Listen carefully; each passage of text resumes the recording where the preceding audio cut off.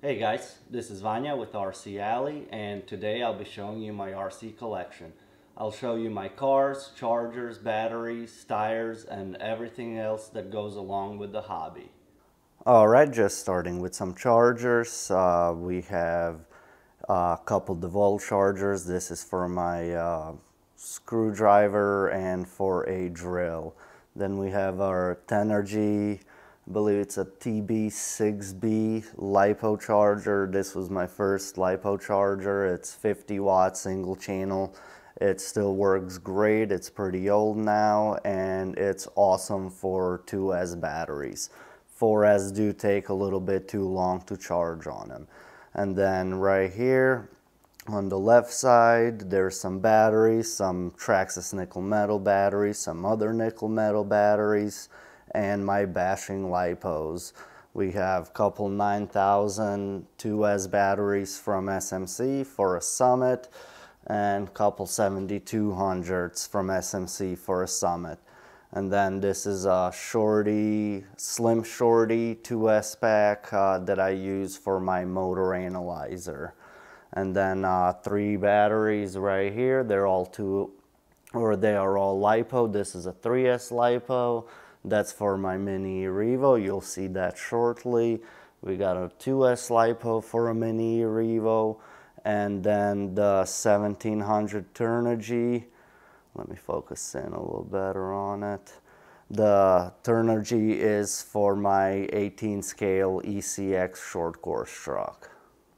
Here we have a Graupner Polaron EX charger. It's a combo power supply and charger. I do have a video out on that. I'll leave it in the link below. And then some more batteries. Those are my 4S batteries. I have a couple 5000 Tenergys. They're mainly for practice. And then 2 SMC 6500s and a Pro Match 6500 that I use for racing. And then there are, right here you can see 3 shorty 2S bags. That's what I use in my 10 scale cars. 2 of them are Pro Match 4600 milliamp 90C, and I have an SMC that's 4000 milliamp and 150C. And then I do have 2 drones or 2 quadcopters. One is this little Blade Nano QX, I believe it's called. I'm not sure, don't quote me on that. I've had this for years now. And then just recently I got a Andromeda Vista. They were on sale for $40 on Tower Hobbies, and I just couldn't refuse that deal. This is what the whole desk looks like. As you can see at the bottom, I have my cardboard ramp that I made for my 18 scale short course truck. There's some sticker sheets at the bottom. And yeah, I usually like to keep it all neat and organized. All right, let's move to the second part. All right, this is the second part of the house where I keep my RC stuff. This is usually behind the camera, so you don't get to see it. On the left, I have a few sets of 8 scale tires. That's mostly tires that I'm currently using or was using. 8 scale season is over now. And then in the middle, it's a whole bunch of sets of pretty much J Concepts dirt webs, because those work best at my local 10 scale track. I do have some AKAs, and I think I might have, yeah, there are some Pro lines in there, just rears. And then next to that, that's just some extra 8 scale tires that I keep just in case. You never know when you might need them. And then next to that is just a few boxes with parts. There's some old 8 scale tires. There's some short course bodies in there, and just a whole bunch of other stuff that I don't want to keep loose. I just keep it all together so I don't lose it. I don't use it too often, but if it's there in case that I do need it. Moving on to some cars. This is the first of my Summits. This one's pretty much stock. The only thing that was modified on it is the servos. It has two of those cheap brushed waterproof Savox servos. Those are not very expensive and they're a pretty big upgrade over the stock ones. Here I have a couple Traxxas slashes. One is a slash platinum. It's been pretty modified. All the electronics were stripped out. It's running the 3800 kV Castle with the Mamba Max Pro that's been waterproofed, and pretty good Savox servo, along with, you know, like shock towers and body posts, other stuff like that. The slash next to it is a two-wheel drive nitro. This is probably the most undrivable car ever. It's so overpowered and it's just two-wheel drive, and it just doesn't handle well at all. However, it is a blast to drive actually. And then moving on to the corner, this is a Durango. It's a DEX8. This is a really solid buggy. I've driven it a good amount and it's still one of the best feeling buggies right out of the box. It just feels like it has a ton of grip, ton of corner speed. Too bad Durango went under, because yeah, that is a really, really nice buggy.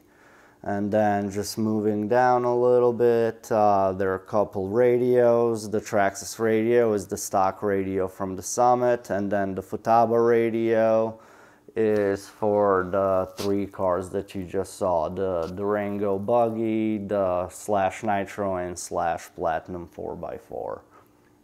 Okay, let's keep going. This was my very first RC car. I got it almost 10 years ago now. It's still fully functional. It's been modified beyond reasoning. That's probably one of the most expensive mini E-revos ever. So many things have been changed on it. Very few remain stock. When I built it, I did want to keep the stock chassis and body, but pretty much everything else was changed out. I think maybe like the gearbox is stock. Other than that, everything else pretty much. Maybe not the pushrod suspension levers, but yeah, everything else has been modified. It's running a Castle 5700 kV 10 scale motor with a Sidewinder 3 ESC. It's got a Savox servo on it, and it's hooked up to a DX4C radio from Spectrum. I love this car. It's an absolute beast. Like, it just feels like it's tearing the ground underneath it when it accelerates. It's got so much power. It's just so awesome to drive. It wheelies on command with a slipper clutch, with a center diff. You kind of got to reverse a little bit and then hit the throttle, and you can wheelie for a good amount of distance. Okay, let's move on. Here I just have some extra tools, my oils, paints for the bodies. You can see in the right lower corner my soldering iron, you know, Lexan scissors, all the tools that I would ever need to work on an RC car, and some more. Here are my radios. I have a Traxxas radio for a Summit that you're about to see, or you can actually see a review of it in the playlist reviews. And next to it is a DX4C that I use for my 1/18 scale ECX and for my mini E-revo. Next to that radio is a Durango DEX 210 version 3. That's a two-wheel drive buggy. It wasn't as good as the 8-scale buggy. It did have a few things that plagued it. I did manage to fix some of them, like for example the up travel of the front shocks. But Durango went out of business and some parts became really hard to find, so I just decided to retire it. I did win my first plaque with this car, so I just couldn't sell it. I decided to keep it. Right next to that car is the 18 scale ECX, and you can see a review of that as well on this channel.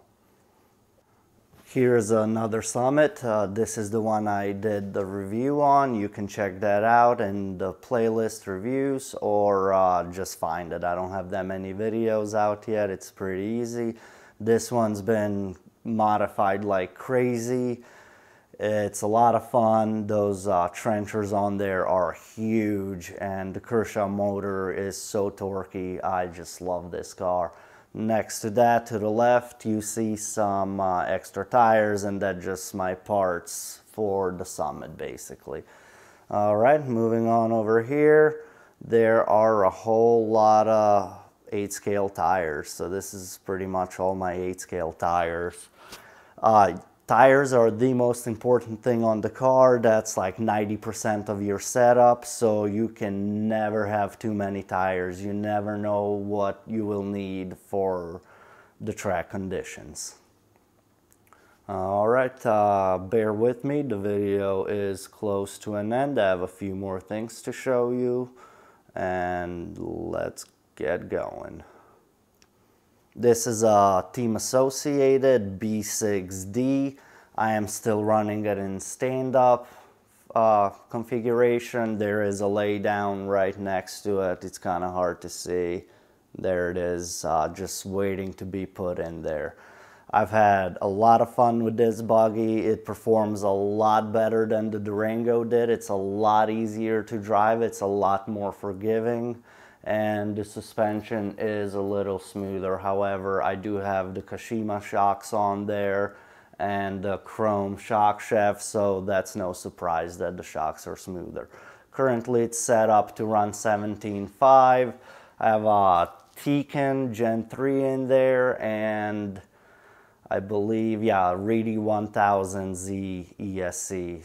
I love that buggy. It's super durable, and I just, yeah, love running it. It's so much fun. Okay, let's move on. All right, here's the Team Associated B64D. This is the 4-wheel version, and I have a Reedy 510R and a 7.5 turn Reedy motor.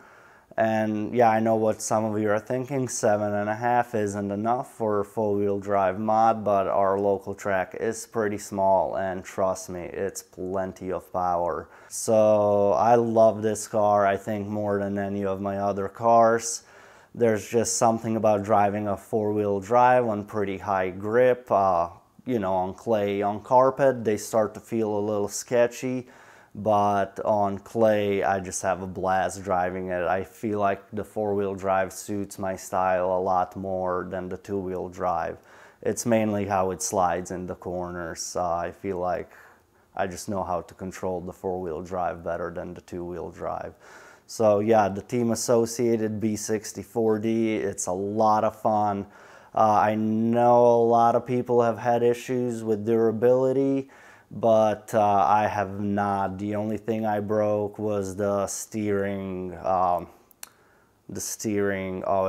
can't think of the name, but the piece that connects your turnbuckles, basically. And I upgraded that to aluminum, and I haven't had any issues since. I have not broken any shock towers. I haven't broken a bulkhead or any A-arms. I am running hard A-arms or on all 4 corners. All right, a couple more cars and we'll be all done.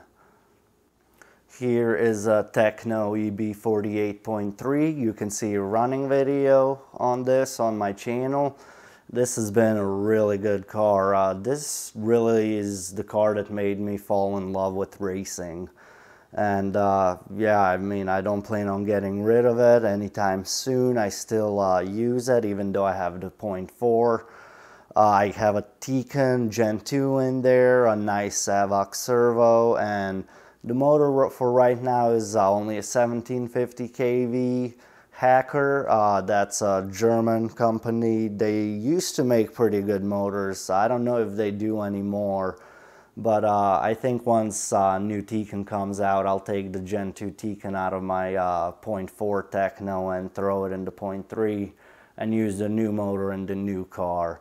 But for now, you know, it's a little bit underpowered, but really it's plenty to get over any jump on my local 8-scale track. So this is a great car if you're starting out in the hobby. I do recommend, and you know, you don't have too much cash to spend, I do recommend looking at one of these used. Usually you can even get one ready to run for even under $500 with some decent electronics in it. And I mean, Techno's known just for making like tanks basically, like they hardly ever break. The only thing that ever broke on that is I would bend the front inner hinge pins on the A-arms, and really even with the .4 I haven't had that issue, so looks like Techno fixed that. So a really good company to start out with. Support is amazing, they have setup sheets, the driver network is good, and yeah, it's really what made me want to race in the first place, was owning that car. Alright, one more car to go. Alright, the last car I own is a Techno EB48.4. I'm not really going to spend any time on this car. There's a bunch of videos out already on my channel about it. I have a few more coming. And next to the car is my Plano box that I just keep parts in. It keeps it nice and organized. It's large, I can carry it with me, and it's not too heavy. And it just works out really well for organizing, you know, all the little parts that you have, screws, whatnot. It keeps it all in one place, doesn't mix it up. If you accidentally do drop the box, like all your stuff won't fly everywhere. So I do like this a lot. I do recommend one if you have a lot of parts sitting around. Get one, you won't regret it. If you go to a pawn shop or something, you can find them for pretty cheap, used in really great conditions. Alright guys, that's pretty much all of my RC stuff. I have a few things in a couple other places, but it's nothing really you'd be interested in seeing. It's just old parts, old tools, nothing interesting at all. If you have any questions, leave them down below. If you want me to do a video on any of the cars that I've just shown you, let me know down below. I'm sure that can be arranged. So I know what some of you have been thinking. Wow, this video has been super clear. Why is that? Well, RC Alley got a new lens. That's why. Alright guys, thanks for tuning in. Before you leave, don't forget to hit the like button, subscribe, you know the drill.